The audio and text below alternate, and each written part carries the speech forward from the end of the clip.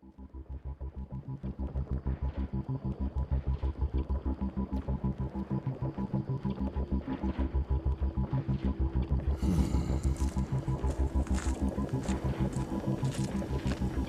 often wonder about the nature of reality, about our relationship to the creative force that forged the particles of our stars and intertwined them with the molecules of our bodies. Who are we? And where are we actually sitting within the architecture of our universe? Are we alone? Or is the answer simply stranger than we can think? My name is Jeremy Corbell.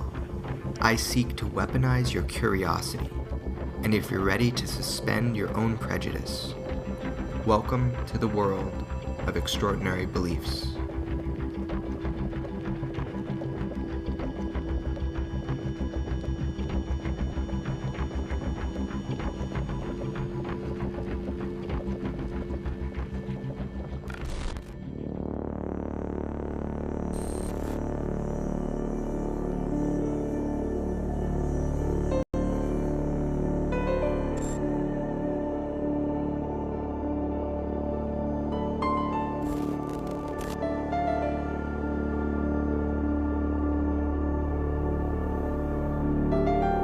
This week, we've heard the contention of UFO researchers that there's a secret government within our government. Well, there's several, actually 9 flying saucers, flying discs, that are out there of extraterrestrial origin.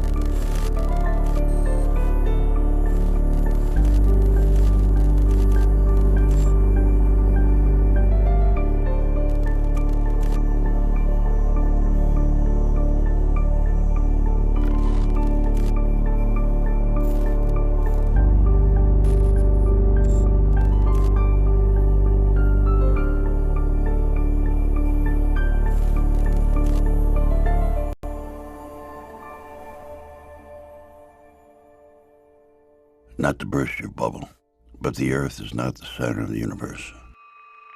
At least not anymore. You are not the star of your own movie. Humans are not the top of the food chain. And fate is a fantasy. But I can't prove any of this, even if I wanted to. There is an indefinable, mysterious power that pervades everything. I feel it, though I do not see it. It is this unseen power which makes itself felt. There is an indefinable, mysterious power that pervades everything. I feel it, though I do not see it. It is this unseen power which makes itself felt. There is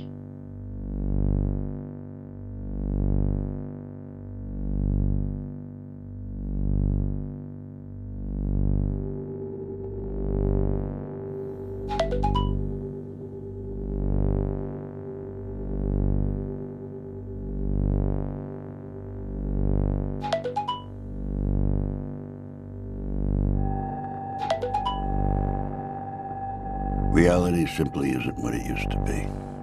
Things are not what they seem. Everything around us is a mental construct. We create our own reality. Breaking that down is hard to do. And once it's done, there ain't no coming back.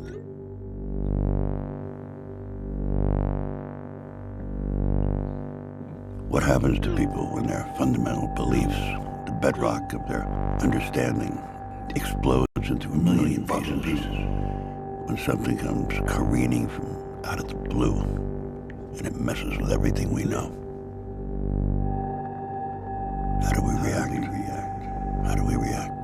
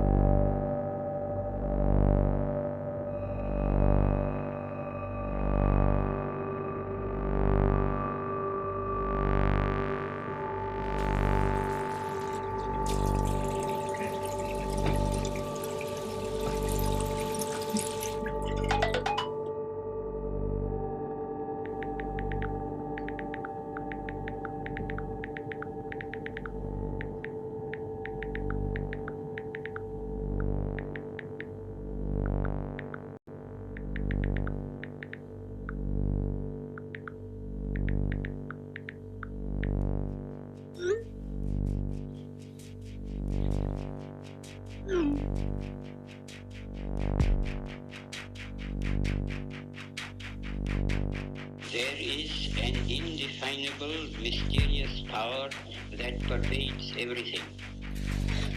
Beliefs are mercurial things. They direct our lives and choices, moment by moment. They're stowaways to the imagination emporium.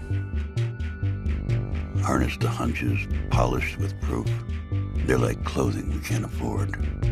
They elevate us, yet they're not ours to keep. We discard them when they no longer serve our needs, or we find out they weren't real at all. This story is extraordinary, especially if it's true. And it all started in the desert, just north of Las Vegas.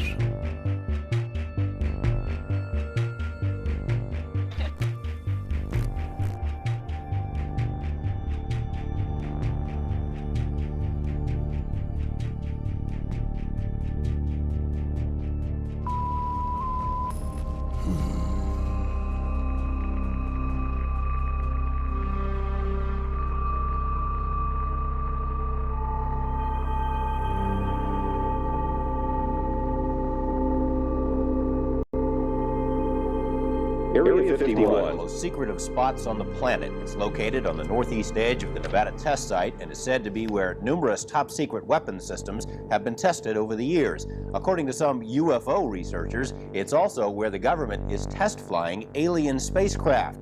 It sounds pretty far out, but some Las Vegas residents report having seen these flying saucers. A local scientist who says he worked at Groom Lake and saw the saucers joins us in tonight's interview. He has asked that his identity be shielded. Sir, how do we know you are who you say you are and that you actually have knowledge about what's going on at Groom Lake? Well, I guess there's no way you could really know. There's really no way I could prove it without revealing my identity and getting myself into more trouble than I have already. Exactly what's going on up there? Well, there's several, actually 9 flying saucers, flying discs that are out there of extraterrestrial origin, and they're being test flown and basically just analyzed. You say there's 9 saucers. How are those tests going? As far as what? As far as whether they're successful and that sort of thing. Oh, well, some of them are 100% intact and operate perfectly. The other ones are being taken apart. I was involved mainly in propulsion and the power source. Where did we get these saucers? How did they come into the hands of the government?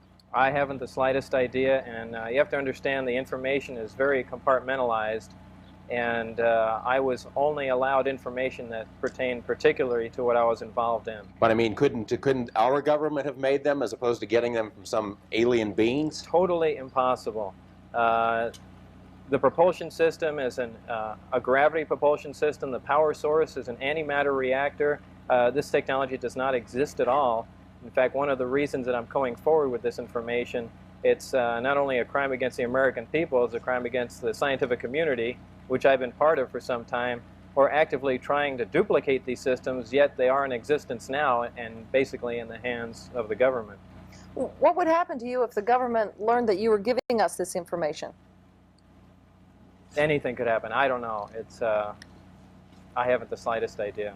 Well, you said you referred to getting into trouble. Have you had some repercussions already? Yeah, I've been threatened with being charged with espionage. I've had my life threatened by them, my wife's life threatened by them, and I mean, I don't know where else you can go from there. Well, we want to thank you for joining us. Pretty interesting stuff you've got to say. Thank you. Thank you, sir. Well, more news in just a moment. Now, first we go to Dan Rather in Beijing for a look ahead at the CBS Evening News. CBS Evening News from China. We'll have extensive coverage of Mikhail Gorbachev.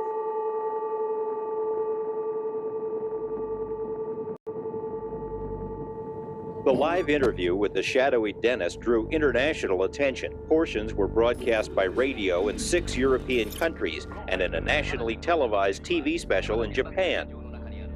Despite numerous inquiries and feelers, Dennis has remained anonymous until now. His real name is Robert Lazar. He says he was hired to work at an area called S4, which is a few miles south of Groom Lake.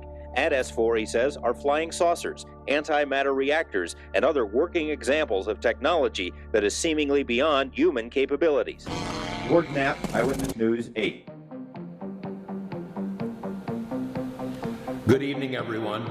You're in the right place at the right time, blasting out of the Mojave Desert like a Scirocco, blazing across the land, into your town, into your home, slamming into your radio like a supercharged nanoparticle of unobtainium.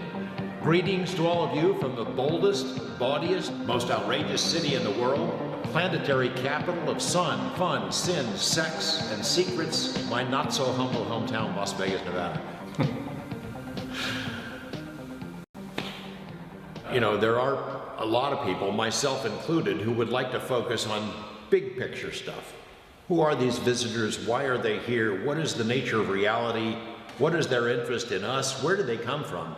Now, those are the questions that people have been asking about the UFO mystery since the beginning. We're no closer to answering any of them, but Bob got pretty close. Bob got to read these briefing documents that provided those kind of answers. The thing is, when we were covering his story, so much of the effort was in proving that he really was the person he said he was. Is it true? Is it plausible? That really, that was the focus, more than the really important stuff. You have to cover the story of Bob Lazar, and the only way to do that is to talk to Bob. And I don't know if it'll talk to you or not, but you need to try. It's all going to be circumstance for you, is the moment that you approach him, the mood that he's in, what else is going on in his life at the time. You might hit the jackpot and get him at exactly the right time, and the universe is aligned and he's willing to talk about it. But you have to be awfully lucky, because in general, Bob doesn't like to talk about it. I think he's very happy in his life. He's happy to have left the UFO stuff behind. He misses his friends. He misses John Lear. He misses Gene Huff, maybe even me to some extent. But he doesn't miss the UFO topic, and he doesn't miss talking about it, because ultimately it's disturbing. These are disturbing issues. They go to the heart of who we are as people, as human beings, the nature of reality itself. Is this a computer simulation? Are we all the product of an alien video game or some multi-dimensional movie, drive-in movie theater production or something? Big questions, disturbing answers, and Bob has never been comfortable in talking about them, never.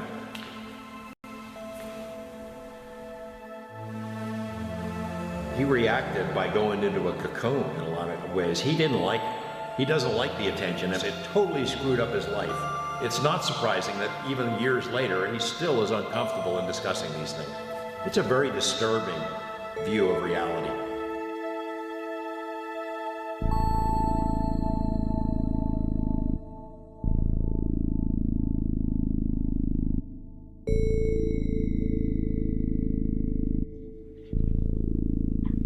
Being a young person's guide to UFOs. So wow, this looks old, man.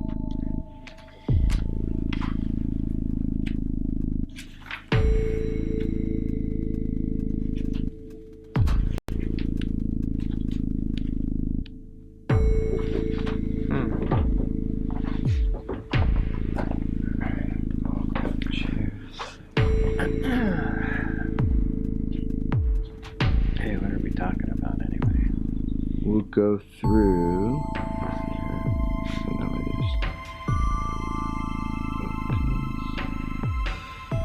My name's Bob Lazar. I'm known for working at a classified base known as S4 out in the Nevada desert near Area 51.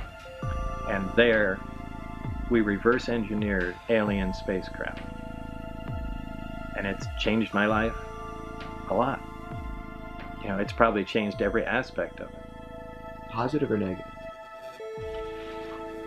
Well, for the most part, negative. I mean, it's really difficult to find positive aspects of that. I mean, I'm sure there are some here and there, but most of them were negative. Would you take it all back and just be Bob the jet car guy and never have done this if you can, or are you glad you had the experience? Yeah, that's hard to say. I don't know. I think I'd lean towards not, at this point in my life, I'd probably lean towards not saying anything. what would be your message to a young person now about looking at your story and thinking about the world? What would you say to them? Just pay attention. Just pay attention. I can't really say much else. The world's a lot different now. The way information is disseminated and the way things are passed around, it's distorted even faster and more now than it used to be. So they've got a rough road ahead if they're trying to cut through the bullshit. What do you want them to know? That in the late 1980s, the US government had recovered alien spacecraft, several of them, and the technology in the Nevada desert that they were keeping quiet and analyzing. That's a fact. They don't need my story, but that's all my story was that I was just one of the people working on these craft.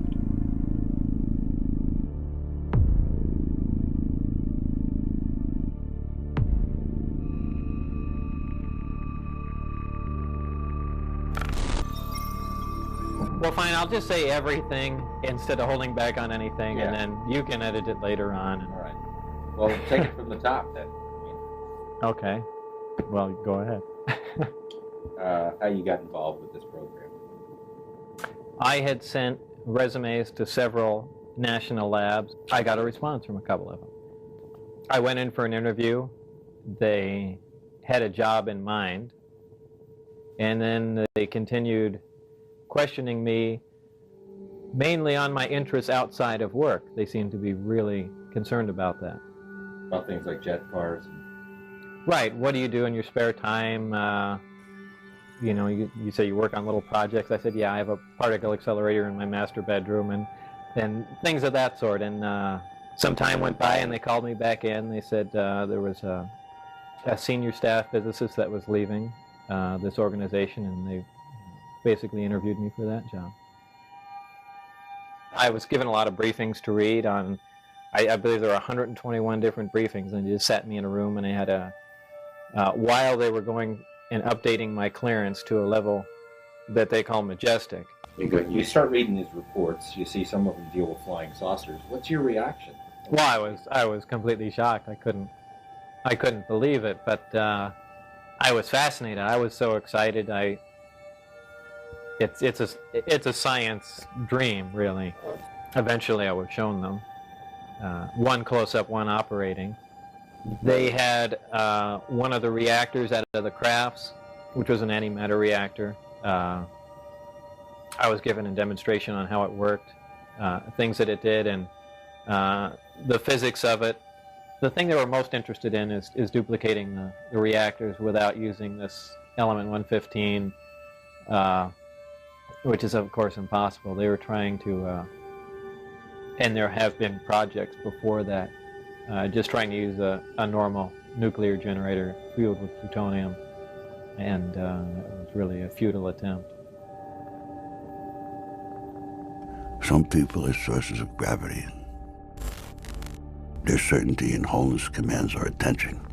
We are drawn to them by a natural law that requires we don't quite understand the mechanism. But the pull is like a tide, a current you can't deny, and eventually it wears you down. Call George Knapp. Calling George Knapp, mobile.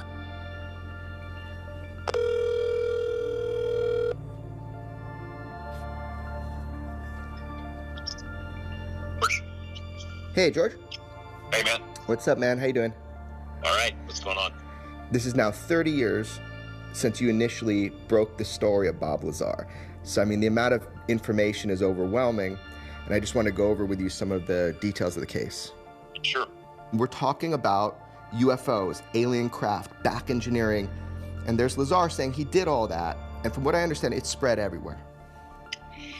Yeah, we had the first interview in May of 1989 with him as Dennis, who's not his real identity, not known, not revealed to the audience.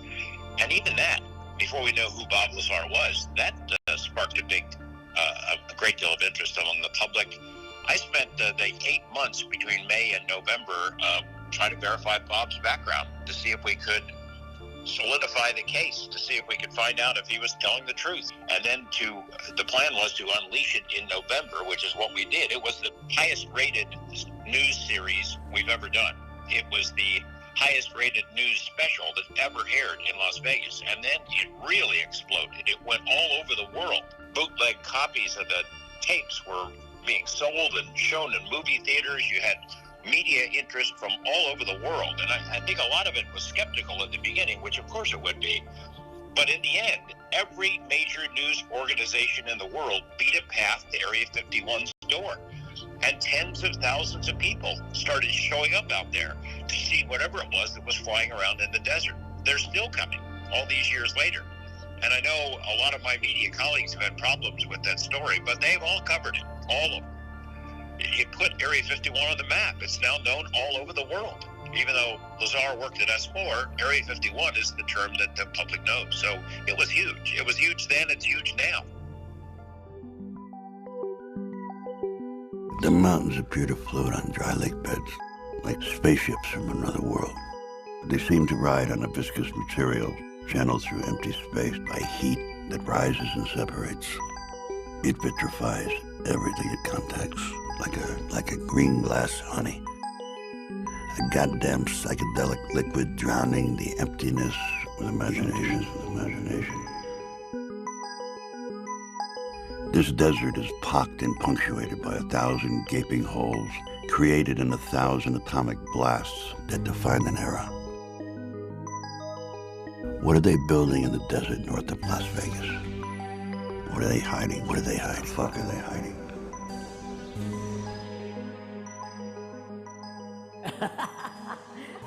Yeah.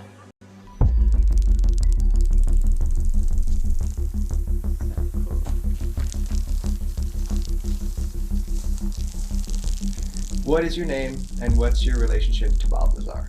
My name is Mario Santa Cruz, and I met Bob actually in my neighborhood. He lived like one block over. My attraction to Bob was his jet dragster. So I saw this jet dragster sitting out in front of his house in our neighborhood, which was extremely, just the jet dragster alone was rare. But in my neighborhood, to see something like that was unbelievable. People were harassing Bob, threatening him, and you were with him in one of those experiences, at least one. A couple of times, actually. I actually had a weapon with me, you know, when we rode together, because he had been shot at, you know. Was the weapon, was it the Uzi? Yes. Yeah. so when I don't know why I'm being so careful. I'm used to being that way when it comes to talking about Bob, being careful what I say. You know what I mean? So it's kind of a force of habit to kind of just walk on eggshells a little bit. He just wanted to stay alive. That's why he exposed himself.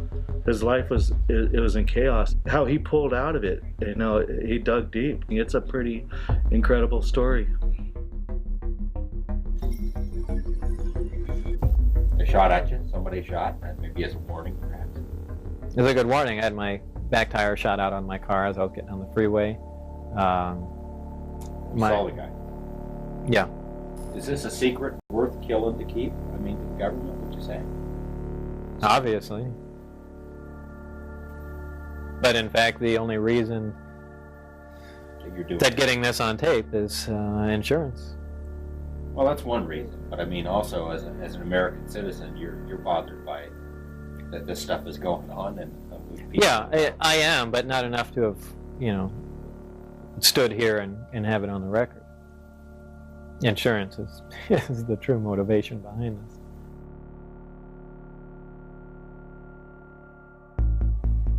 A 4 months old in our little apartment in Florida, and that's me holding him. Very proud mom holding him. We had a beautiful little place in Florida. Look at that. One Sunday morning, must have been about 6 o'clock in the morning, everyone is sleeping, with this huge bang. Bob had put a jet engine in the bike. At 6 in the morning, he decided to take it out for a trip. What did you guys think when he said, Mom, Dad, I'm building? Scared out of my mind. I didn't know what he was going to do next. Was he going to blow up the house, blow up the world? I don't know. I don't know. It's out there, you know? He's out there.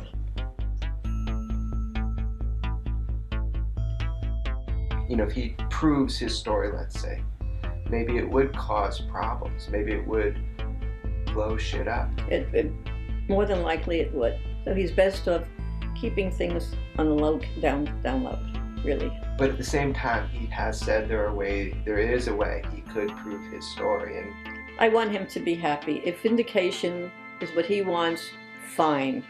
But that's up to him. You believe him or not? It's a fearful thing to think that there's something out there that we don't know anything about. Are they dangerous? Can they hurt us? Will they attack us? You don't want to know, so you don't believe it. You'd rather not believe. There might be other things out there, other things in the universe. There has to be. We can't be all by ourselves. We can't be.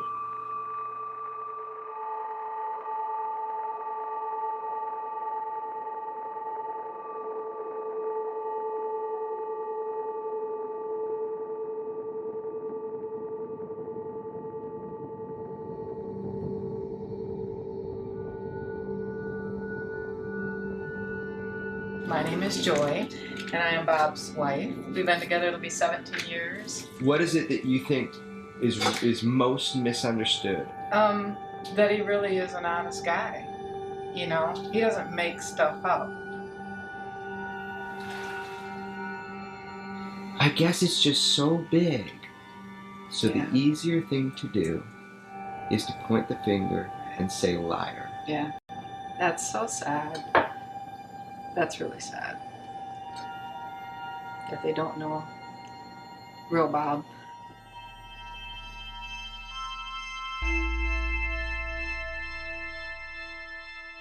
There's particular moments that define each one of us. We may not know it at the time, but we learn it later. Every action creates a cascade of reactions. Life is a web of events. Actions overlaid by consequence. And woven across the fabric of time.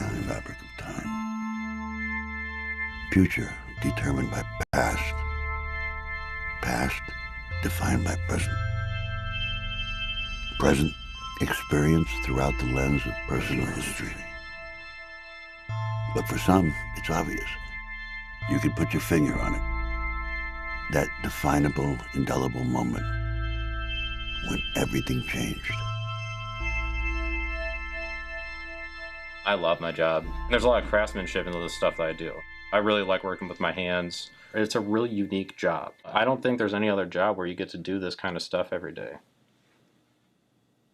We'll either get a really interesting order coming in, or Bob will get bored and try to come up with a new product, and that's when it gets really fun. So there's another one that he wants to do, like recreate a grand atomic chemistry set, something of that sort, and I think that would be really cool if he ever decides to really hone in on that. This is the Atomic Energy Lab kit. It's something from the 1950s, a toy, like a chemistry set you get for your kid. It was made by Gilbert. Chemistry is today a fascinating adventure for youth of all ages.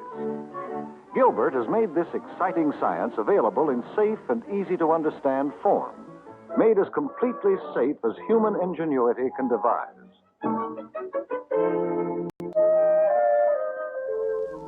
This actually came with radioactive material. You could really conduct atomic energy experiments in it. It was fascinating.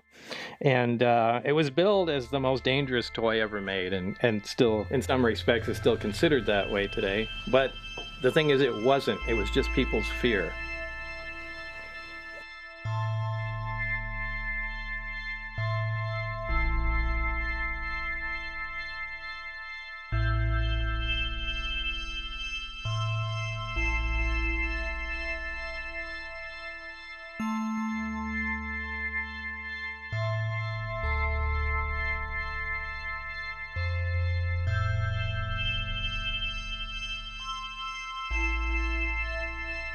So here I am, and I'm watching you do your work.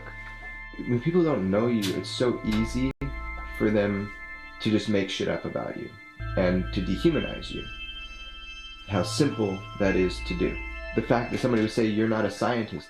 I mean, all I've ever done his science-related stuff my entire life. So, I don't know. I guess the point is, do I really care what people I don't know think? And probably to some extent I do, but I don't dwell on it. I guess it is easier to discredit someone that you have no information on, because you can just say anything about them and there's nothing to refute it. I mean, I feel privileged I got to work in it. So in some respects, I shouldn't be allowed to complain. I've given the example of transporting a small modern-day portable nuclear reactor back into Victorian times and giving it to the scientists there. Well, back in that time, they didn't even know about radiation. So they'd see a machine making power, kind of like what we're doing, and marvel at it. Wow, it's producing a lot of power. There's no smokestack, there's no coal, there's no fuel. How is this thing working? And they start taking it apart. Well, they'll all die as soon as they get close to the core.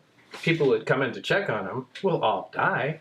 And no one knows, nothing touched them. So they're going to think it's haunted or something. There's some evil forces or something in there.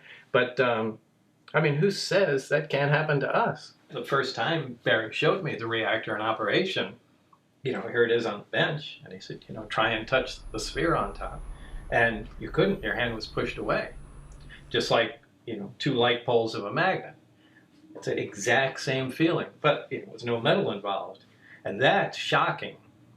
That's really shocking, because nothing does that. That's an operating, powerful force field. So just seeing something like that immediately starts that whole chain reaction in your mind going, wow, wait, if you can do this, there can be force fields on tanks. There can be things that lift off the ground. We don't need jet and rocket engines anymore. That means there's no use for cars. I mean, boom, the whole thing changes. The entire world, the economy, everything would go end on end just if we had an answer to how that machine worked that I was sitting there touching. The potential for us to re-understand human experience is... Right. There's life somewhere else. It's a big deal. It's an important part of human history that we found that out. It was awesome, but fearsome at the same time. It was being completely fucking scared all day long. It's not exactly the most fun job when you're there. Almost 3 decades later, the fear drops off and you're just left with the amazement and technology that you were exposed to. We have, an artifact here from another civilization. It really changes the way a lot of people think. We're all looking for an answer. Having physical proof is an awful big deal. I think what a lot of people find really compelling about Bob, he legitimately appeared, and appears sometimes, just perplexed by what he saw. Have you noticed that kind of about him? Yeah, he was aware that this was weird. He was aware it was weird that they hired him. I mean, he's a smart guy, and he thinks outside the box, so in a lot of ways, he might have been just exactly what they needed for a program that seemed to be stalled. But he knew that he wasn't their kind of a guy, that they could have had their pick of any scientists in the world, presumably, to work on this. So it was strange, and it was strange that they started showing him these briefing books with this incredibly sensitive information right off the bat. As soon as he gets there, they start showing him this stuff with alien bodies broken down so you can see their organs and the history of human-alien interaction and all kinds of things that the UFO community had suspected, but no one could prove. And he just thought it was weird that anyone would show him this stuff. He wondered what the heck was going on. I think he was thrilled. Part of him was really thrilled to be there and thrilled to see it, even if it turned out to be some kind of a ruse. But he knew that something was not quite right about the whole thing, or suspected that anyway.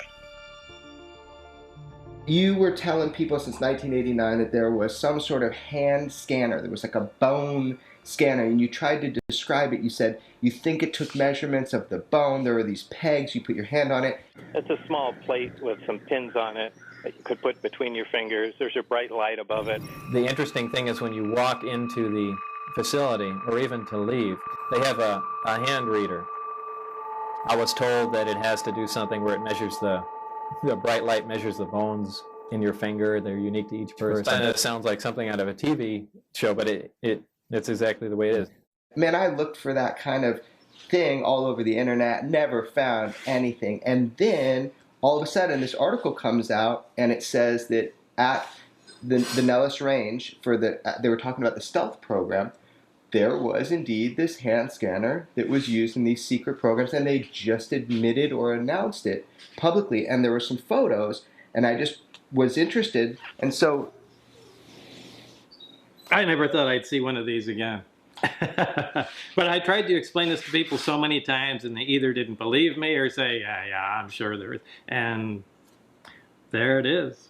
There it is. It's like a biometric thing for the hands, yeah? The beginnings of, yeah, I mean, it wasn't all that advanced back then, but yeah, that's it. I can't believe you found a picture of this. I really can't. This was the scanner used to get in to S4. And I tried to explain this to people so many times, that there was pins in, you stuck your hand, a light above, and it supposedly measured the length of the bones in your hand that, you know, is unique in each individual. It's exactly how it was. Yeah, that's amazing. It's amazing you came up with these. It's amazing to see this again.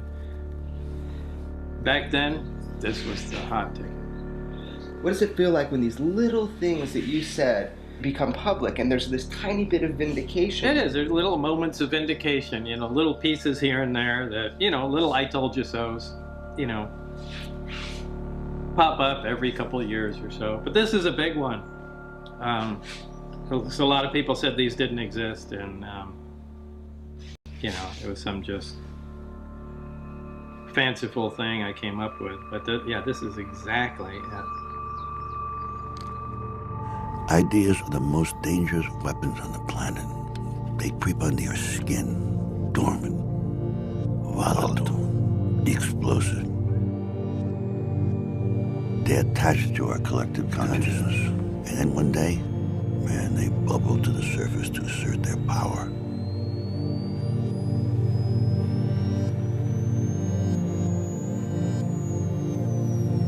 And when detonated, life is never the same again.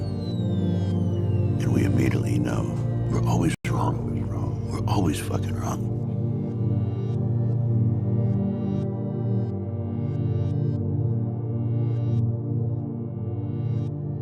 I did not believe that this should be a security matter. Some of it, sure. But just the concept that there's definite proof. We even have articles from another world, another system. You just can't not tell everyone. Checking out Lazar's credentials proved to be a difficult task. He says he earned degrees in physics and electronics, but the schools we contacted say they've never heard of him. He also said he worked as a physicist at Los Alamos National Lab, where he experimented with one of the world's largest particle beam accelerators, a half-mile-long behemoth capable of generating 700 million volts. Los Alamos officials told us they had no records of a Robert Lazar ever working there. They were either mistaken or were lying. A 1982 phone book from the lab lists Lazar right there among the other scientists and technicians. A 1982 clipping from the Los Alamos newspaper profiled Lazar and his interest in jet cars. It too mentioned his employment at the lab as a physicist. We called Los Alamos again. An exasperated official told us he still had no records on Lazar. EG&G, which is where Lazar says he was interviewed for the job at S4, also has no records. It's as if someone has made him disappear. One thing that people say about your story and your experience is that you were a puppet, a marionette, that you had no control over what was going on at that time, that you were taken advantage, you were compromised, and you're being used as a source of disinformation. And what evidence to support that? Right. Yeah, and what's the evidence to support those claims? Is that just something to say? No, I'm just saying that's the kind of thing. If you make a statement, you have to have some evidence to say where the statement came from. You're basing it on emotion, right, and fear, and you're afraid that I'm right. Tell me what you've heard that makes this impossible. I'm trying to tell you exactly the way things were. Where is it? Show me the alternate reality that you believe that doesn't lock up with my actual reality. I mean, where are those other facts? Just show me what they are. These facts you grabbed together and painted a different story of my life than I did. I mean, I thought I set the record straight 30 years ago. Can we ever be made whole if we're not believed? If our life story is challenged by consensus? Most of us are not forced to answer for our past. We could freely navigate this moment with a reverence for what came before. But some people are placed under a microscope. Their words, their actions, scrutinized and challenged. And then they're told to quiet the lies. How much can a man take before he submits to the weight and consequence of distrust? Does he fade back into the shadows that formed him? Or does he lash out to carve his words into your flesh? To carve his words into your flesh.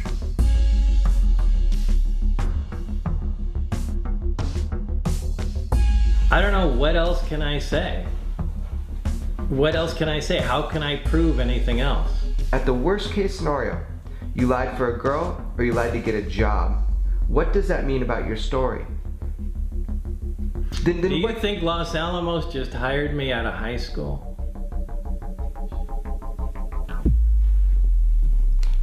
If you don't think that's possible, then something had to happen in between. I don't understand how everybody gets so caught up in the minutia. Because you can debate that stuff forever. We can go back before MIT. And you can start fighting whether or not and where I lived in high school. That is not going to translate into answering the questions and the things that I've brought into the public eye. That's the important stuff. It almost seems like this is an intentional distraction. You need to pay attention to the bigger picture. If you really want to research all the other stuff, fine, go ahead and do it. But you really need to pay attention to what I'm saying. Because I have better things to do than come up with this. I'm not interested in doing this. I don't like being in the public eye. I don't got money for doing this. And quite frankly, I could make up a better lie, but I have no motivation to lie. This hasn't helped me out. What does that mean for Lazar's story that we can't prove his schooling? In fact, it was a problem. I mean, I wondered, can we go forward if we can't verify what was going on in his background? The central point for me was, if he worked at Los Alamos, that suggests he had to have an education somewhere. I think he said it to me a couple of times. What do you think? They hired me right out of high school. I looked at people who knew him back then. Jim Taliani, for one, who said that, yeah, Bob went to Caltech back then. I dropped him off. I interviewed another person who also knew Bob then and said that he would drop him off at Caltech, would pick him up from the library, that if he wasn't going to school there, he sure was making a good show of it back then. Would it prove his story about working on flying saucers if he could show he had degrees from Caltech and MIT? No, of course not. It would not prove that he worked on flying saucers. It would just prove that he went to school. The people who despise him and who doubt the story the most, the debunkers, would find something else to bitch about. Bob got into some trouble after he became a worldwide UFO celebrity. He did a typical Bob sort of a thing and got mixed up with some hookers. He was helping them set up a little mini brothel in a neighborhood. And when he told me about it, I thought, oh my gosh, my professional life is flashing before my eyes here. The most high-profile witness and the biggest story I've ever done is now telling me he's involved in this criminal enterprise. He kind of thought it was funny. But it wasn't funny to me, so I said, you got to stop this stuff. You got to shut this down. I called the cops. I let some people know, look, he made a mistake. It's being shut down. They raided the place, arrested Bob. And in those days, there weren't many people who were ever prosecuted and arrested for pandering. Lazar was. So, parole and probation. They're doing a background investigation, and they're going to make a recommendation to the court what the sentence should be for his crimes. He tells them the same story, where he went to school, where he worked, S4, MIT, Caltech, all that. And they investigated. They were having the same problems that I was having. They couldn't verify a lot of this stuff. If Bob truly was a UFO con man, that was the time to come clean, because parole and probation was ticked off. They thought he was misleading them And as a result of that, they did recommend that he do hard time, go to prison. He knew it. That was the time for him to come clean, because it was a much better chance that he would not be sent to prison. He didn't. He stuck to his story. He told them the same story that he told me. That went a long way for me in showing that he had been telling the truth, because it was definitely in his own self-interest to fess up at that point, and that's not what he did. He stuck to his guns. Here's the thing. Okay, I can see Bob Lazar pranks the UFO world and the UFO community. I can see him doing something like that. But does he lie to his mom and dad? Does he lie to his wife? Does he lie to all of his close friends and tell them the same story and try to get away with it? You look back on the people who knew him while this was going on, who knew him before he was hired to work out at S4, who knew him during the time he was going back and forth out there, and who stuck by him after this whirlwind of international publicity kind of rained down on his head. Everyone who knew him, everyone who was close to him, supports his story and says he's telling the truth. You saw something up there that you think might have been... I really hate to say stuff that I can't put my hands on and say this is absolutely for sure. Okay, what did you say? I walked down the hallway at one time while I was working out there, and there were doors. The doors that go to the hangars, the smaller doors from the corridors, have a 9-inch or 12-inch square window with little wires running through it, just about head level.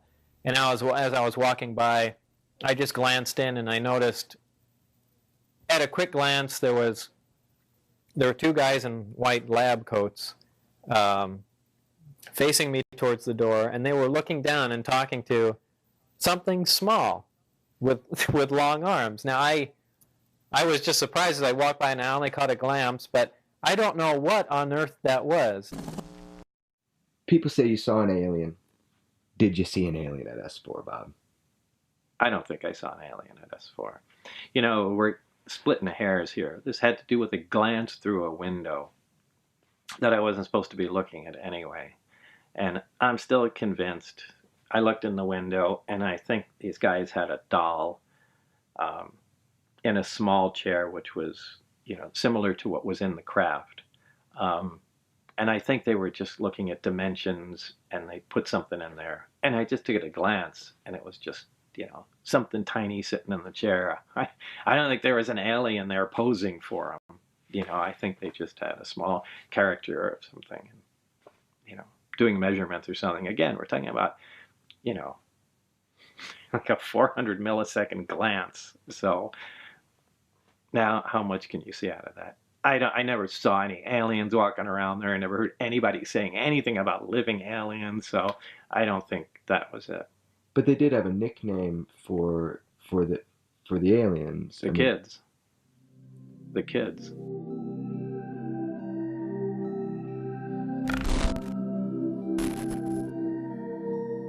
Is someone else here?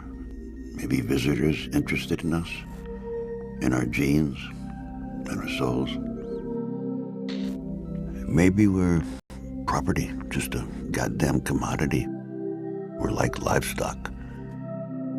Maybe they'd like our condors and cupcakes, the kimono or the top hat, who the fuck knows. Or maybe every single sighting of things in the sky is a product of our collective consciousness. A false hope that humanity desperately needs intervention by external powers. We've always looked to the skies for answers, instead of looking into ourselves. All right, so at what point, describe the evolution of your knowledge here? I mean, that you realize that this thing that you're working on came out of a flying saucer? Well, of course, I know that technology doesn't exist at all. Why? Well, it doesn't. Take my word for it. It's just technology that doesn't exist yet. I mean, you're talking about that science doesn't even know what gravity is, much less how to produce it or control it. And here is a device that's producing it and controlling it and using it as propulsion. So you're telling me there's a different physics. That was your job. You were working on that. The science was something we were trying to figure out. but we knew how the devices would operate. You know, for instance, the propulsion of the craft. Everything that we have, whether it's a propeller plane or a jet or a rocket, it throws something out the back, either high-speed exhaust or a large volume of air. It's an action-reaction force. The action is you throw something out the back and it moves you forward. That's how everything works. This is the first time there's a craft it's a reactionless craft. It's a field propulsion craft. And what it does is it creates a distortion in space and time in front of it, where space actually bends.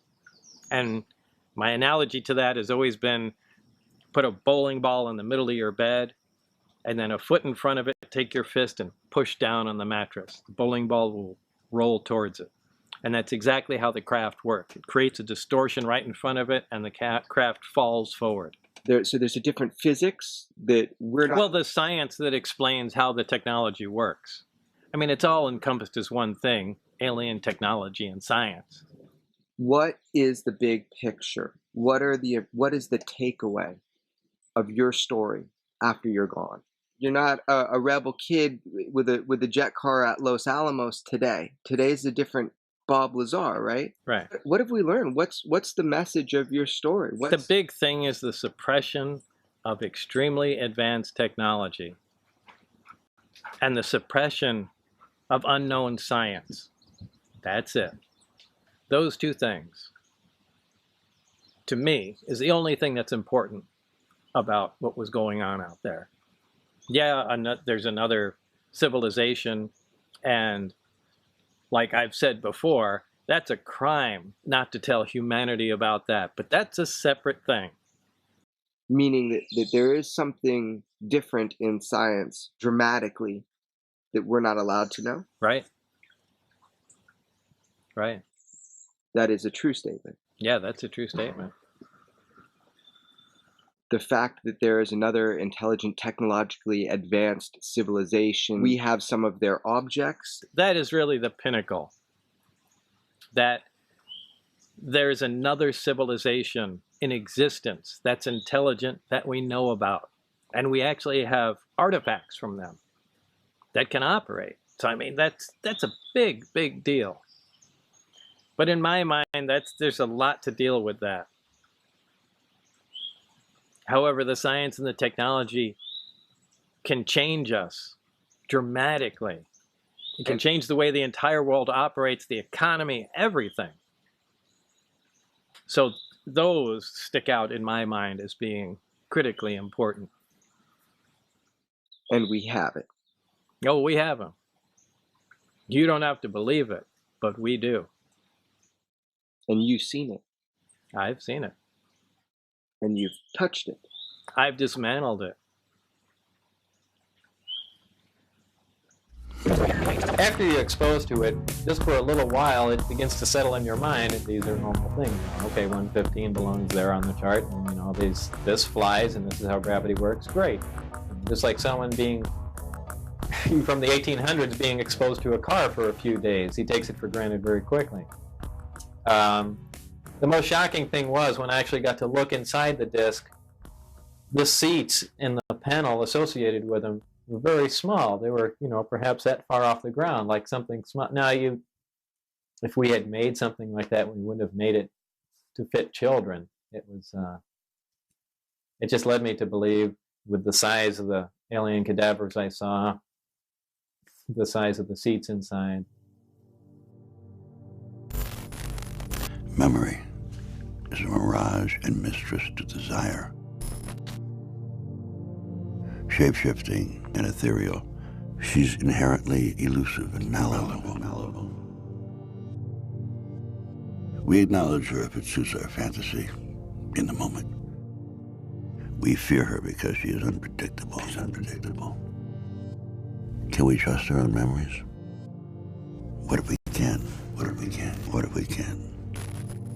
Can we return to the scene of the crime to extract hidden details and to see more clearly what we thought we saw? I was told the rhythmic shouting and the constant threats, that's a form of hypnosis. When do they When did this happen? Oh, this happened almost immediately. They started yelling and screaming at you? Yeah. Oh, a fun place to work. Well, no, like I said, it was a terrible atmosphere to work in. But when you weigh that with what you're going to be around, and you know, you basically go through anything. Yell at me, go ahead. When can we get back to the flying saucers? So you did hypnosis to try to recall details from your employment and from the physics of what you learned. Is that correct? Yeah, that's correct, with Lane Keck. Okay. And did you recall anything? Yeah, I did. I mean, specifics, things you might have missed. I basically wanted to try everything I could to prove what I was saying. So this is just another tool. You were familiar that hypnosis can work? Yeah. To recall? Yeah, and I had it done to me before. So I had proven that, yeah, this really does do something. Let's try and remember some fine details. Or you wanted to recall some physics that you learned there. Yeah, I wanted to recall as much as I possibly could. I mean, so much went through my mind. Just imagine all the things you were seeing. And every one is completely fascinating and something you haven't seen before. It's just data overload. So I was hoping that hypnosis would get me relaxed enough where maybe everything was packed so tight together, maybe I could just start thumbing through things and just pick up even a couple little more tidbits could paint a bigger picture, and I could, you know, possibly explain things better, or, you know, possibly locate some of these other guys, or anything, any bit of information. So, yeah, and it was pretty handy. So you did recall some things technically? Yeah, technical things, and probably others too. More and more hypnosis is accepted. However, there's still a lot of misconceptions about it. Like what? Oh, they think that you go into a trance and the hypnotist does something and you don't remember it, and all of a sudden your life changes. And that's not the case at all. There's no mind control happening. Take a nice deep breath. Close your eyes and just think relaxation. Now just think about your head and relax your head. Now what I want you to do is to get as comfortable as you possibly can and just relax completely.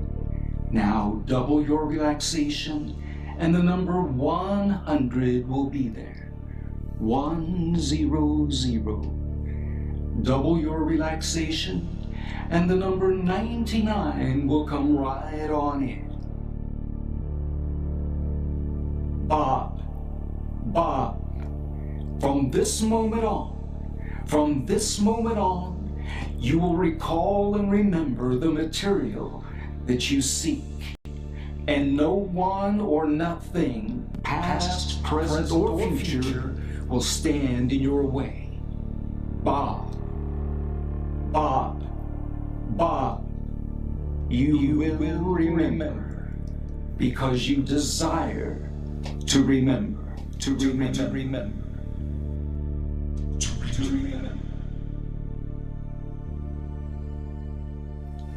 At one point, he was in hypnosis.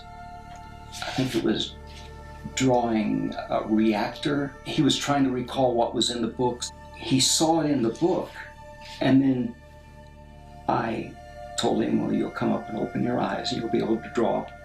And he did, but it didn't mean anything to him.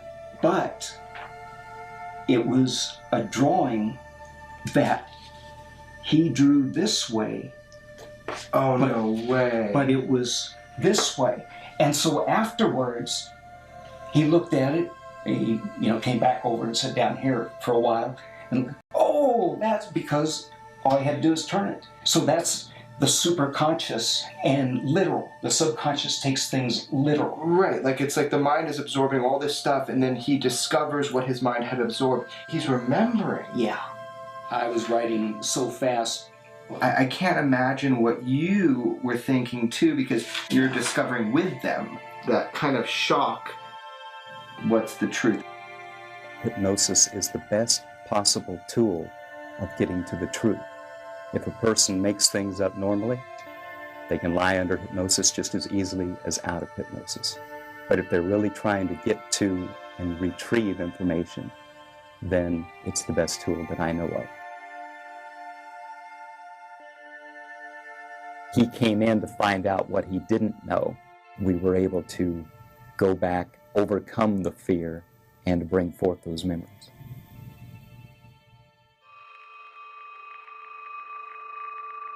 According to Lazar, his employer was the United States Navy. He says he and other government employees would gather near EG&G, fly to Groom Lake, then a very few people would get into a bus with blacked out or no windows and drive to S4. When you get off the bus, what do you see?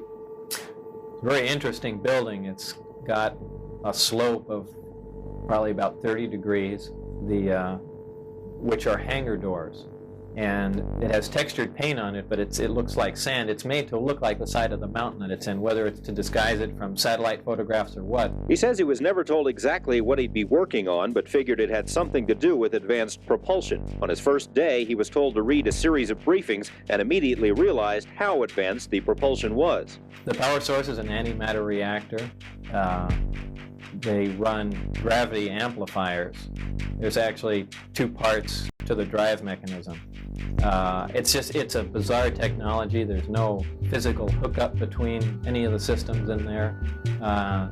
They use gravity as a wave, using waveguides, almost like microwaves. Polygrapher Terry Tavernetti runs a corporate security operation and is a former Los Angeles police officer. He put Lazar through 4 tests and concluded there was no attempt to deceive. And I left there thinking that I feel we do have some credibility to what the subject had to say. And that's when I went to some of my colleagues. Tavernetti sent the test results to a third polygrapher who agreed the results appeared truthful. Bob has explained to me multiple times he tried everything in his power to prove his story. I wanted to feel better for myself, so I said, hey, would you be willing to undergo a polygraph test? He did not hesitate. He said yes. 4 different tests on 4 different areas of Bob's claims, and he said afterward, there is no attempt to deceive at all. He's telling what he believes to be the truth. I have asked the question many times over the years, how did Bob Lazar know this stuff if he wasn't there? He knew there was a place called S4. I had called Nellis Air Force Base Public Information Office. They confirmed for me there really was a place called S4. Now, there's no news story prior to Bob Lazar about any place called S4. He knew about it. He also knew that EG&G had arranged to hire personnel, that if you were going to get a job out of Groom Lake, EG&G was the company that you would go through. He knew that there had been investigators at his home for the background check. He remembered the guy's name. It was an odd name, Mike Thigpen. Now, how did he know? How did he know that Mike Thigpen works for a federal agency that does this stuff? After 30 years, and this guy dodging you, I found Mike Thigpen. I found Thigpen. That's amazing. I couldn't believe it. He's on the East Coast. I called him. I've talked with him multiple times. You know, he won't go on camera because he doesn't want to kind of put a dark shadow upon the work that he did before. But personally, he conveyed to me that that was his job. That was exactly what he did in Las Vegas in 1989. And in fact, he remembers Bob Lazar. The most important thing Bob knew is that they were flying something that looks exactly like a flying saucer over Papoose Lake. And they flew them on Wednesday nights. And he took people out there 3 weeks in a row and showed it to them. And at least once, maybe twice, they recorded it on video. That's real. How did Bob know that? There had been no stories about test flights of flying saucers at Papoose Lake. And by the way, that's where it was. It wasn't over Groom Lake. It was over Papoose Lake. We checked out so many details that Bob had told us that turned out to be true. The existence of S4, element 115, really did become an element years later, that Bob had been consulted by the lab which first synthesized man-made element 115. There was a whole long string of things that he knew that checked out. These milestones along the way, no matter how much we nitpick it apart, no matter how much people don't want to believe it, the evidence that he's telling the truth outweighs the evidence that he's not. Well, I agree with you. And if I did not believe that, I would not still be working on the story. I would not be publicly defending Bob Lazar.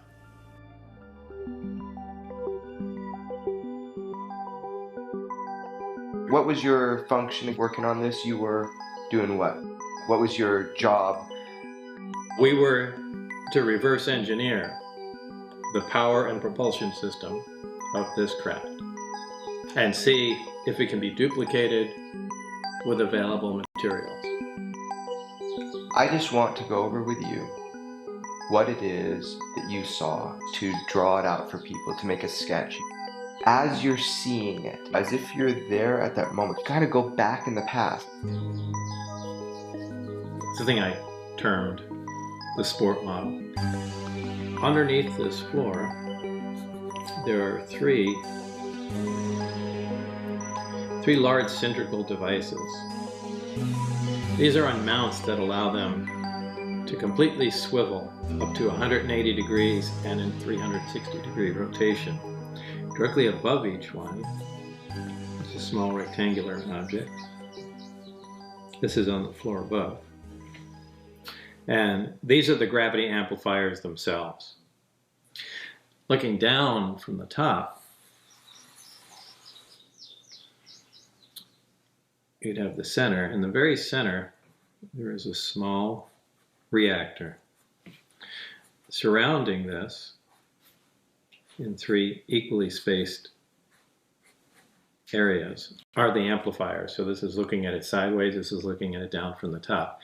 And under these amplifiers, underneath, on the floor below, are the gravity emitters.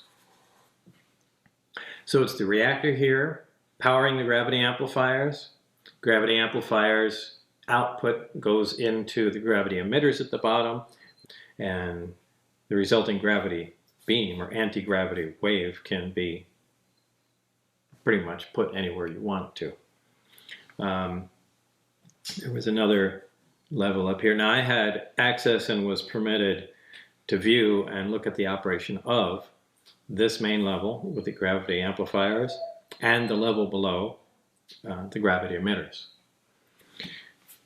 There is a level above which consisted of these two areas that I'm not all that familiar with. I assume these to be some sort of navigational engine. People call these large black rectangular areas on the top portholes. I believe they were some planar sensor array that just took in information from the surrounding area, whether it be patterns of stars or what have you. And there was their version of a computer or something to make determinations here that takes input from those sensors and then let the craft know how to orient itself and where it was in space. So that's what I assumed to be up there. I don't know for a fact. Again, that was not part of my job, and I was only led to believe that.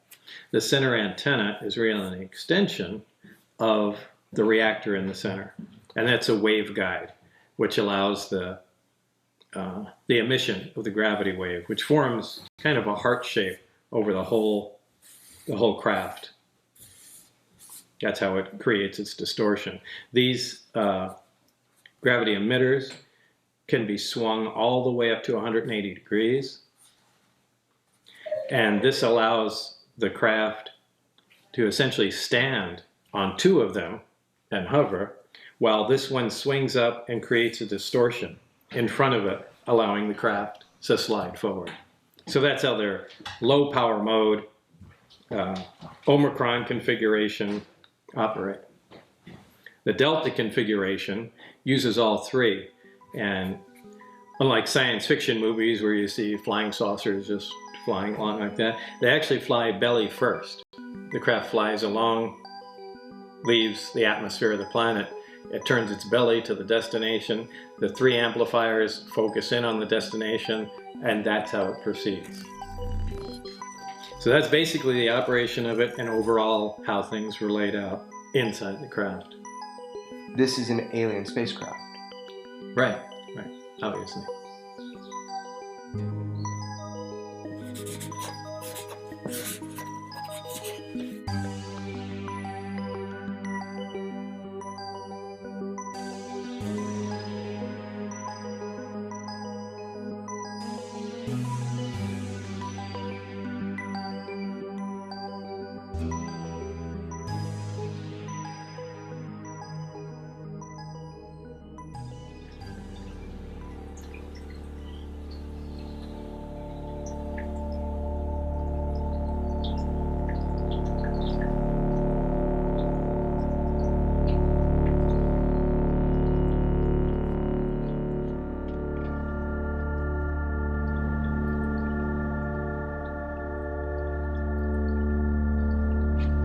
This was The Albuquerque Journal. Is that your particle accelerator you had? Yeah. The guy that promised not to say anything. I won't say anything about the UFOs. The article is titled UFO guy in spotlight. Thanks, dude. Isn't that when, after this came in there, then the fire department, police, the zoning commission, everybody descended on our house? Yeah, I wanted to know. Here's lab supplier and controversy. Oh, look at that. So originally, the thing was supposed to be about what? What did the guy say? The article. The hydrogen car, I think. Well, the was, raid. business. It was about the raid. This yeah, one? that's why lab supplier and controversy. Oh, okay. Yeah. Okay. The raid in New Mexico. And the guy called, you know, he said, hey, I heard about the raid and all that. Can I come and, you know, do that? And then he says, are you Bob Lazar, the guy, Area 51 guy? I said, yeah, but I don't want to get into that. This is something more important. He said, oh, yeah, we won't even mention it. No problem. Literally, your house was taken over by a SWAT team? Yeah. Yes. Don't just send a letter in the mail or call us. Right. Have the whole SWAT team and invite themselves to our home. Hidden things are the most seductive. Secrets reach deep into our desire. They titillate and torment us, like a ticking clock or a distant alarm with no origin. They agitate us and force us to react. They endanger our complacency. There is a missing element to your faith, but that's the nature of faith. That there is something out there that offers the promise of salvation. Your call has been forwarded to an automated voice messaging system. At the tone, please record your message. Hey, Jeremy, it's Bob Lazar. Listen, I have something to ask you. Something's really come up that's important. If you would text me and let me know when is a good time to call you. I don't want you to call me. I just need to run something by you. Okay? Thanks. Bye.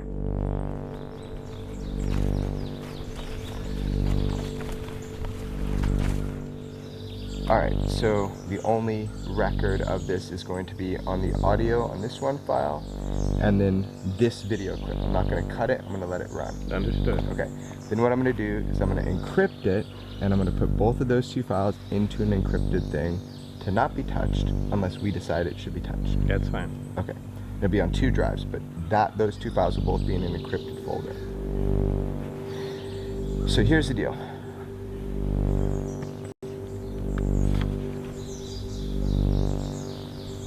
Did you ever get a piece of element 115 out of Los Alamos? I don't know how much monitoring they do with me. I'm sure it's virtually none after all this time. Hold on one same second. thing. Hold on 1 second. Let me. Do you have your phone on you? Yes. Let's at this point take our phone. Let me just throw them. Let me put them in the ground over there. I'll turn mine off.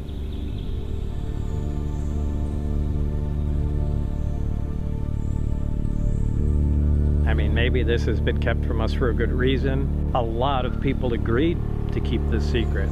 So, first of all, who am I to upset it? And second of all, who am I to outthink these guys? Maybe they went over all these scenarios already and they know how fucked up everything will be. So, there's no guarantee that this revelation is going to make everything great. There's just as much chance it's going to make everything terrible, and I'll be to blame for that.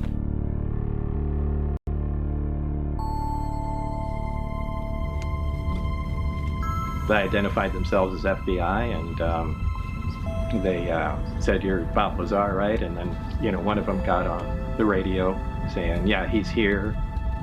Apparently they also had my house staked out, and they were deciding whether or not to go there.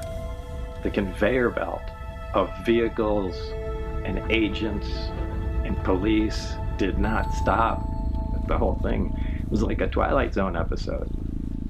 They came in and then they said, there'll be a few other people coming here. Just got a couple questions to ask you. In a short time, the street filled up with vehicles and the building completely filled with agents. It was really something else. Did they identify themselves initially as Yeah, FBI? it was FBI, identified themselves, then came in state police and a few other agencies. I don't remember who, but there were a lot, an awful lot. Standing room only in the building. It was crazy. Yeah, they had like a forensic truck. They had a bunch of different agents. They gridded off the building.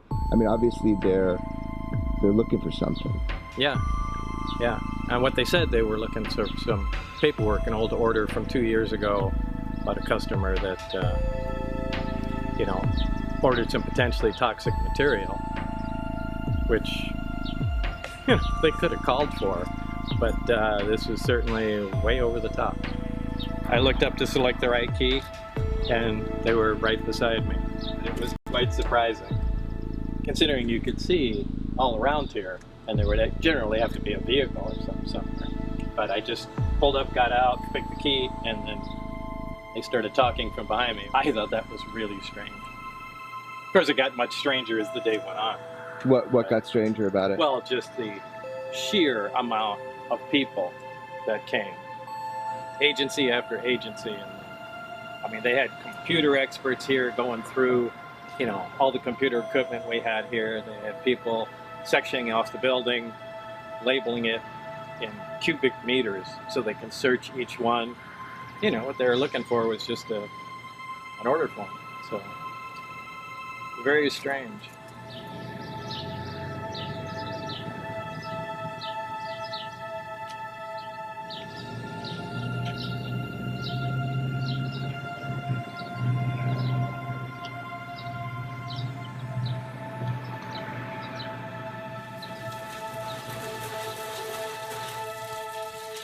You've been raided 2 times? Twice. By more agencies than I can really recall. The FDA, to the NRC, the FBI, but they usually come in mass, and it's hard to pick out who's who. So this is beryllium? Yeah. And what is it used for again? It's used in aerospace. It's very lightweight, quite strong, and high temperature metal. Do you think that you were shaken down?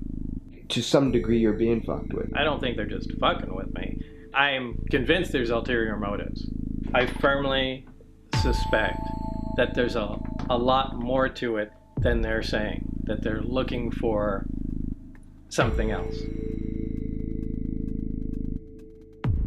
What they're supposed to do is tie you up, put you in the middle of the room, have everyone watching you so that you can't, you know, collaborate a story or, you know, try to trick them or whatnot. So they just kept us all in separate rooms. There's bomb squad, computer squad, I think they have like a biological hazard squad, hazmat squad, I mean the full gamut, because they had no idea what we had in our shop or like what we're capable of, or are we going to retaliate or anything like that. So it was pretty much like the full Michigan FBI was here. I mean, they had the van, they had multiple cars lined up, you know, so.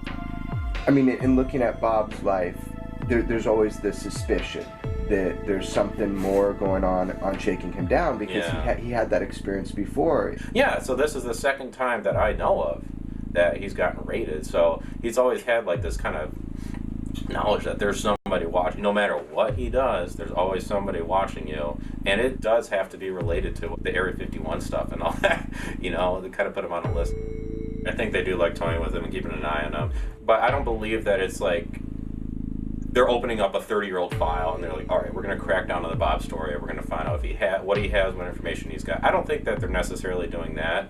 But I do think that there's like a culture maybe within these agencies of they know who this guy is, and they'll have, you know, they'll look for any reason that they can to kind of, you know, poke him with some thorns and make sure that he knows, you know, who's watching him. I believe that. It's too coincidental for it all to be just, you know, just some luck of the draw, basically. Like there's something going on. Everybody knows the story is that you got some element 115 out of Los Alamos. That's public knowledge. Something you said a while back. Do you think that what happened had to do with that? We're not going there.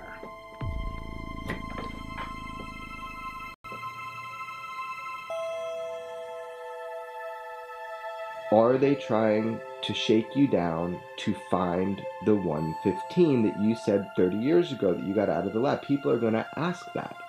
Yeah. So let's just address that. If you feel comfortable addressing it. No. Do you not feel comfortable addressing that? No, I don't feel comfortable addressing it.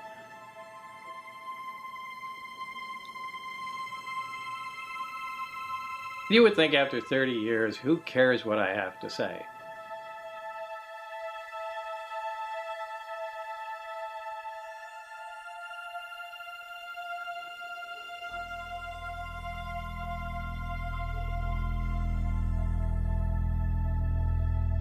I'm more convinced than ever that the key to the story is element 115.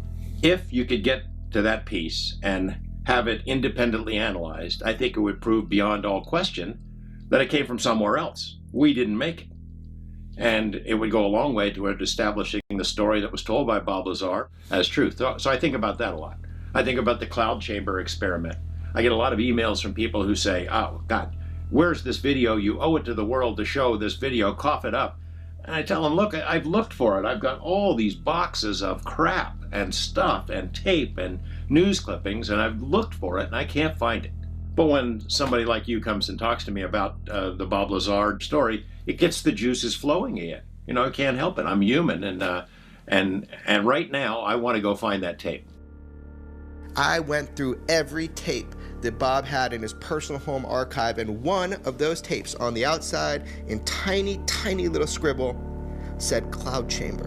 And lo and behold, there's about just less than a minute of that cloud chamber test on tape. I have it. People have been so pissed at me over the years that I can't find that tape, or they think I'm hiding it on purpose, but I've looked everywhere for it, and if you found it, that's awesome. I did. Now here's the deal. In typical, Bob Lazar fashion, there's only about a minute of it.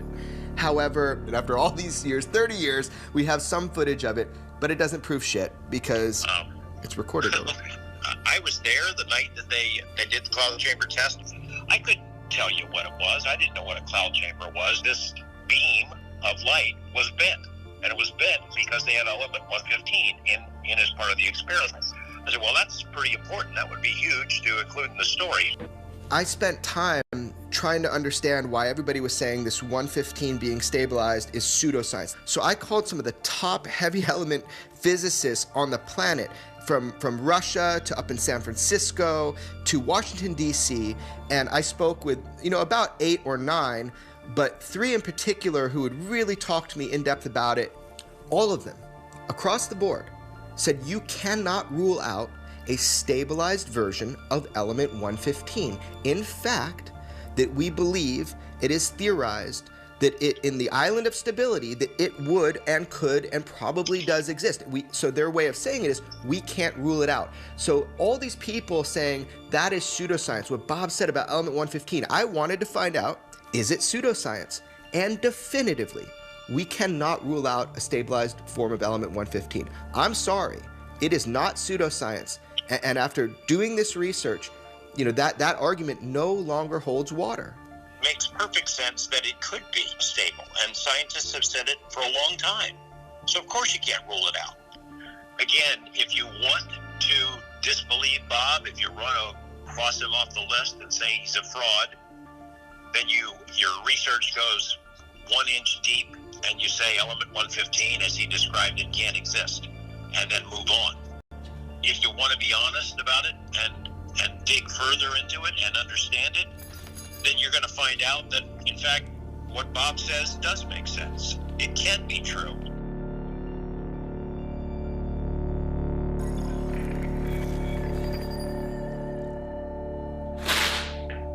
Element 115 was what we would call the fuel, what provided the power for the reactor to work.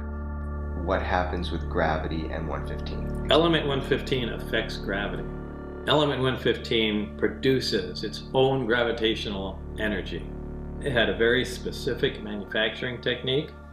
I don't really know how that information came to be. Its code name was LA 1000. That's what it was referred to, off-site. Its purpose was supposed to be, again, this is just a code and deception, was supposed to be an advanced armor. So it's an unusual material, so now we can take it to a national lab. This is LA-1000 classified material. It's a very advanced armor that takes care of all weird questions. So, you know, you immediately start operating on lies. This fuel is in the form of just a three-dimensional thin triangle, little rounded edges. It's somewhat copper in color, you know, that reddish brownish. The way this is manufactured is really critical. It's not just cut out of a heavy sheet of material. A cylinder of this material is taken. This is machined into a cone. So this is, the outer part is shaved off using a lathe or something like that until you have a three-dimensional cone. Once you have the cone, it's sliced like this. And these slices become that. Now, even this starting piece, a solid cylinder, is not even a solid cylinder. It consists of many discs stacked up. And these are fused together to produce that. And all of these steps are necessary to produce a successful triangle that brings fuel. So actually, you know, if you were to look at how this came to be, this would actually be pieces of all these discs that were cut at unusual angles. Now, apparently, if you don't do all this, that doesn't work. So, unfortunately, that's the extent of my knowledge on this. This makes no sense anywhere, but that's what it takes for it to operate. Now, with the alien technology that was present in the craft, it takes that basis, that extra gravitational energy in a small reactor, amplifies it through the equipment there, directs it through the waveguides and archways into the emitters, and allows it to propel the craft and manipulate the gravity wave for whatever use they want.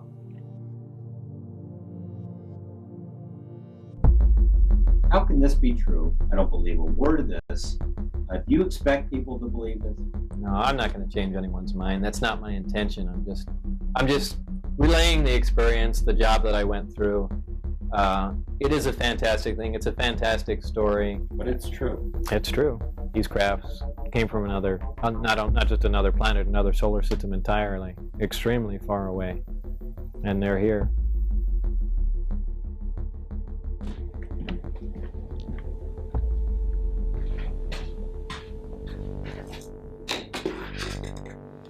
I mean, I've been making fireworks since I was 12, and professional fireworks for at least 20 years.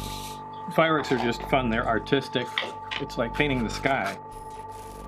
Controlling a large amount of energy has always been impressive. Since the New York Times story broke, since Lou Elizondo came forward, since those videos went public, the world is now talking about UFOs in a more serious vein. I think that's a good thing, and I think it reflects positively on Bob Lazar's story, and I hope that the world will take another look at it. Thus, the jet bike, the jet car. Yeah, to take, you know, a large amount of energy, which would normally be thought to be out of control, to take that and harness it and have it do what you want has always been impressive to me. The easy way out is to say he's a liar, he's making it up. It's hard to go ahead and accept the possibility that he's telling the truth. But if I did not believe it, if I thought for a moment that he was lying about it, I'd be done with it. I wouldn't still be supporting it 30 years later. Your life has been under a microscope every word you've said for 30 years recorded has been under a microscope, and that's affected you. Yeah, of course it has. It affects anybody. How has it affected you? In the way I talk and how much I do. I'd rather not, in a public forum, I'd rather just not say anything. Why do you think people are so obsessed with every word that you say about your experiences, working at They're just F1? looking for a way to look for an inaccuracy and to be able to discount the whole thing. Oh, he said this one time and said it slightly different this time. Obviously he's making it up. No, that's just the first word that entered my mind. I don't put that much thought into it when I'm saying it. Look, as much as a lot of people hate it, this stuff really happened. I mean, if it bothers you, that's too bad. I think that's just hard for people to accept. I mean, so... Yeah, it would be... Look, I fully understand. I would feel the same way. I'm not sure I would believe my story. Boy, there's not enough evidence, but I couldn't discount it either. The fact is, the people that know him best believe him the most. I hope that one thing that comes across in your film is the real Bob. Once you get to know him, it becomes much more plausible as a story. He's not lying to his mom and his wife and all his friends. He's not lying to the UFO world either. You saw alien ships. Yeah. You worked on a gravity wave amplification system trying to figure it out. Right, a propulsion system and a power source that's completely unknown to mankind. And there's no way human beings could have made it. There's no way human beings could have made it, under any circumstances, in any country, anywhere, period. And for 30 years, you are telling us the truth. You bet. This shit happened. You got it. The fact is that raid that happened in Michigan, that's a very dramatic and very important development. They weren't there looking for records about some customer he had a couple of years ago. They were looking for 115. When you bring 24 agents and investigators and crime lab analysis, and you can bring people to duplicate the whole computers and all that stuff, they're looking for something else. Sure as hell are not looking for a minor receipt. People may not believe that 115 is real, but somebody does, because that's what they came to look for. If you want to cross it off and you don't want to believe it, fine. I don't care anymore whether people believe it or not. But Bob's telling the truth. And once you realize that, it changes everything for you. It changed everything for me.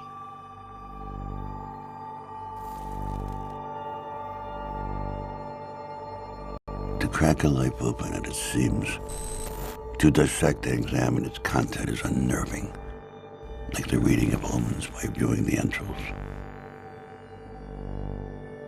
We all tell our own stories. Sometimes we even believe them, and sometimes we tell them one last time. If you don't believe it, that's your problem. That's your problem. What you do with that is up to you.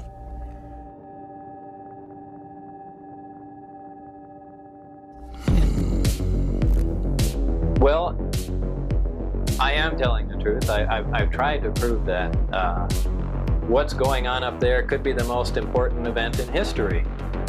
You're talking about contact, physical contact and proof from another system, another planet, another intelligence. That's got to be the biggest event in history, period. And it's real. And it's real and it's there. And I had an extremely small part in it, but I'm convinced that what I saw is absolute proof of that. There is no way we could have created those systems. There's no way we could have made the discs, the power supplies, anything to go with them. Lazar says he has no intention of going on any UFO lecture circuit. He's not looking to do any additional interviews. In fact, he wasn't too crazy about doing this one. He did it after certain unfavorable things started happening in his life, and he did it because he feels that whoever is running the show up at S4 is perpetrating a fraud on the American people and on the scientific community.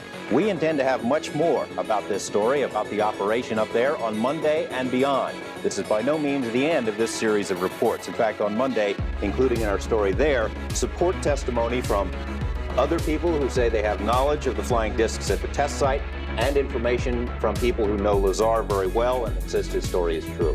If indeed they have these flying saucers, George, it seems like it'd be really hard to keep it so secret. Well, yeah, it would seem that way, except for as Lazar asked his superiors up there, they say it's the easiest secret in the world to keep. It's leaked out many times before and nobody believes it.